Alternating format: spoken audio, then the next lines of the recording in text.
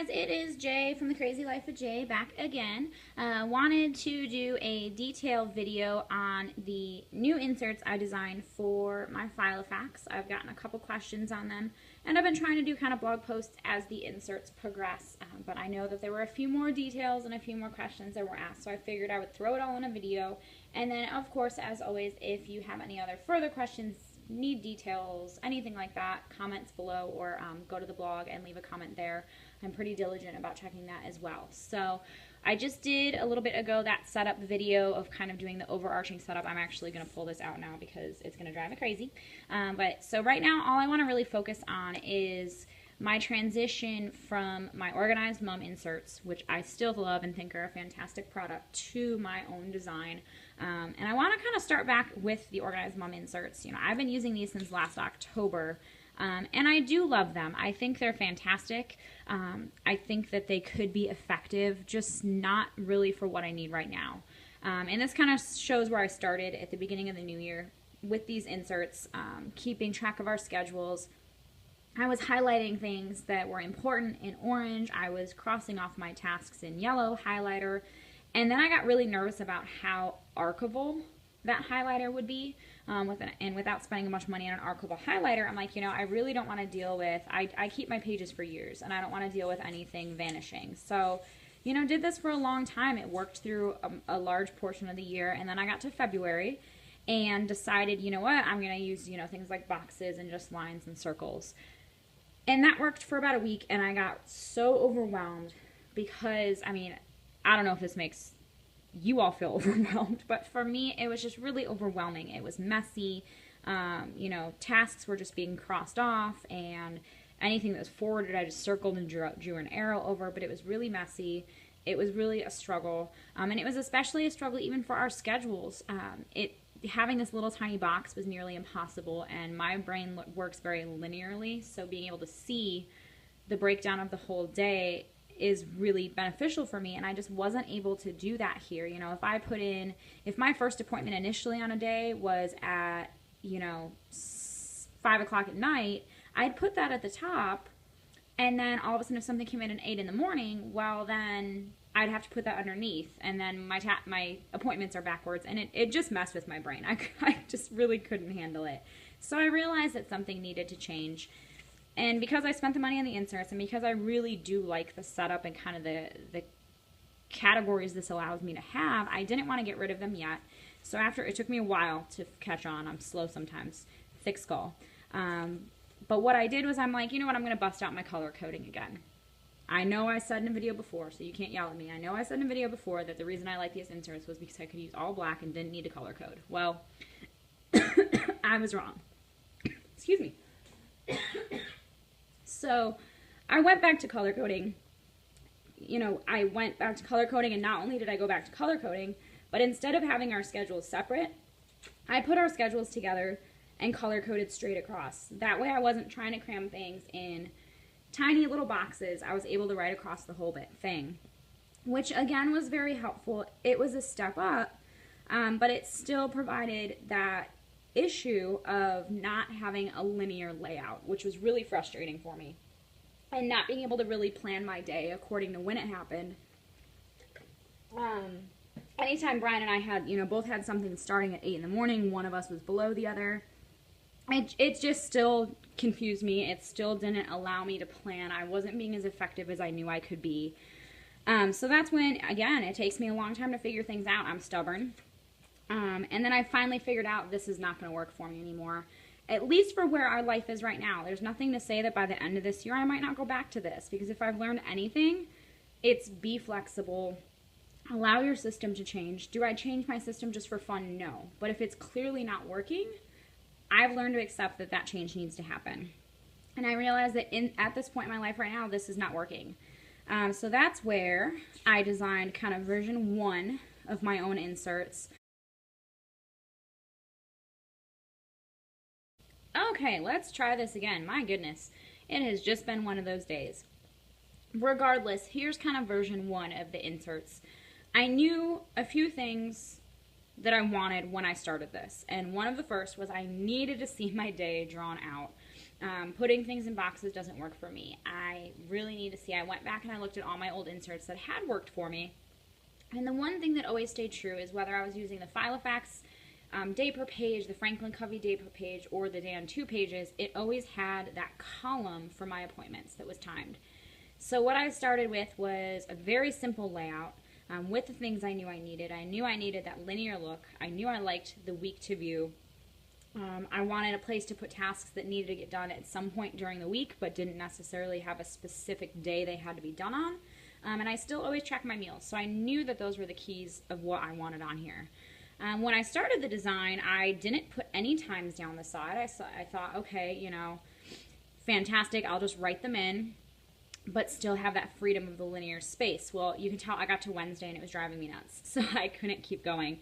So even that first week, I had started making changes and wrote down the side a basic timeline so that I could fill that in, which still gave me plenty of space underneath. Any tasks that do have a specific day, I would write in down here. Any details, you know, this event was at a specific location, that information could go there. Saturday and Sunday, I kind of left a little bit more blank, but it was this beginning of a system that I knew would be really effective for me. I had plenty of space down here to put in tasks that didn't have a day but needed to get done sometime that week, and then I could just do a quick check. No, you know, scribbling through, no making it look messy. If it got done, it got a check. If it got forwarded, it gets a forward arrow. Very simple, very clean, very effective.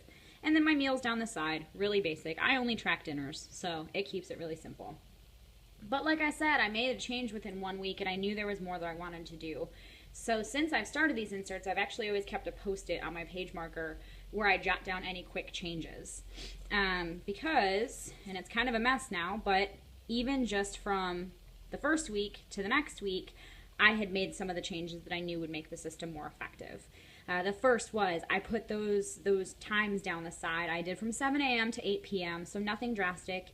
If events went beyond 8, I'd just draw the arrow further down. I can even hand write in the times if I want to, but this has been pretty effective for what we need right now. On the weekends, I still just write in times if there's specific times that we do things.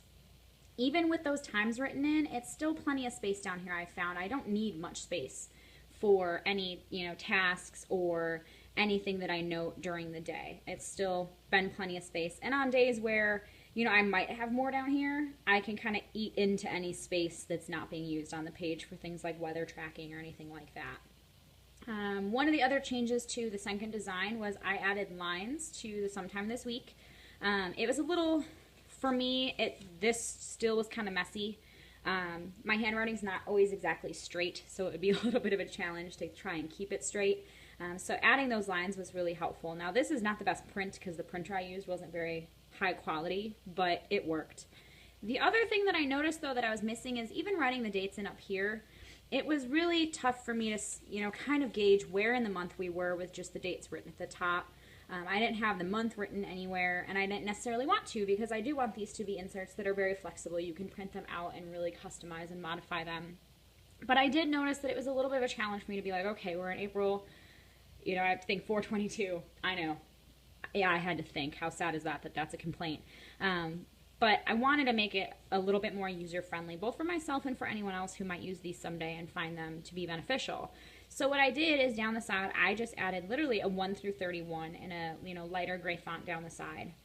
And what I found that works is instead of dating these and making them not as easy to, you know, print and go, I literally just took a light colored pencil and, you know, wrote the month up here in pen and then just used a light colored pencil to track the days of the week. Now, obviously, this week was kind of, you know, a little bit more of a challenge because it was the end of April and the beginning of May, but it still helps me see where we are in the month, you know, where I'm at for planning ahead, things like that. So this is kind of started to get me to where I wanted to be. It was becoming much more effective. I was really liking the system better. Part of the reason I still had a struggle with this was because I was color coding with the the Coletto pen. Fantastic pen. I know it has a huge fan base out there. I have a couple issues with it. The biggest is that it's not archivable at all. I mean, I've dropped water on the pages and it already starts to blur, and that it's just not acceptable for my use. You know, do I use them still for other things? Absolutely, but for my use, it just wasn't going to work. So one of those changes happened later on, but this is kind of the next rendition. Again, not much changed. I think this is actually the exact same as last week. You can see a little bit better here that it works. See if I can pick it up here for you. It works a lot better with the month being on here with a whole solid week. So I can kind of see within May exactly where we are, which was really helpful. And then I just hand wrote in the year at the top, just for archival purposes later on, so I know exactly where we're at. Didn't really change much here, still effective, you know, still just jotting the next week into May. But then what I did notice was that it was really kind of hard for me. It was easy for things that start at 8 a.m., but it was kind of hard for me for things that started at 10:45 or, you know, 4:30. It was a challenge for me to kind of easily, while I'm drawing my line down, to note those things out. So my next rendition looks like this, and it's the same rendition as this week, so I'll flip to this week so you can even see it here. I added colored lines. Oh, again, really simple fix, but it takes it from, for me, looking a little too open and overwhelming to much more concise, a little bit more structured, which is what I found that I needed. And I can kind of show you on a blank one here. We'll just kind of go over it. So this is the left-hand side with Monday through Wednesday. You know, I still have the times down the side, and each shaded box is half an hour. So the gray box is half an hour, the white box is half an hour. So I always know that my hours start with gray. So if it's anything that happens the first half hour of the hour, it's a gray box. Anything the second half hour is a white box. My brain accepts it. My brain likes it. Again, I'm creating these for myself, and that's why it works. But even still, I still have a lot of space down here for tracking the weather, for tracking day-specific tasks, anything like that. And then, of course, my meal plan is still at the bottom. Really simple. For the rest of the week, same thing. You know, Thursday and Friday do still have the shaded time slots down to 8 p.m. And then that extra space down at the bottom. My tasks this week are still down here. They do have the thin lines. I'm still kind of playing with this. It does look a little cluttered if I have a lot of tasks, so I'm debating I might pull that second line out. I'm not sure yet. Again, that's kind of the fun of this, is I can plan it for a couple weeks ahead, and if it doesn't work, I don't have to use it. But so far, it's been pretty effective. And then Saturday and Sunday are just all white because they do tend to be much more open days. And then I just have my little number column down the side so I can shade in the days of the week. So that's about it. This is the current rendition. This is where we're at right now. Again, I do think I am going to change some things. I do think that this looks really cluttered just to me. So I think that even just eliminating that second line will leave things a little bit more open. I might try it for a week and decide I hate it, but who knows? That's kind of the fun of being able to play around with it. But this system is definitely working a lot better for me. It's making it so that if our first event, you know, that we put on the calendar is initially at 5 p.m. and then suddenly something gets scheduled at 8, I'm not trying to go back and squish things in like I was with the other inserts, because it is a much more chronological based calendar. I think that that's about it. I've had a couple people ask if I am going to make these available. I'm working on it. I'm kind of trying to get them to where I want them to be before I make them public, just so I'm not releasing file after file after file. You know, so kind of just figuring out how that works, because I have spent a lot of time on them and I want to make sure that they're good to go before they are left out to the public. But if you have any thoughts, suggestions, ideas on how they could be used better, on changes that could be made, please let me know. You know, I love hearing other perspectives and what works for you. Again, I'm being a little selfish with these, and I'm creating them for myself to work for me.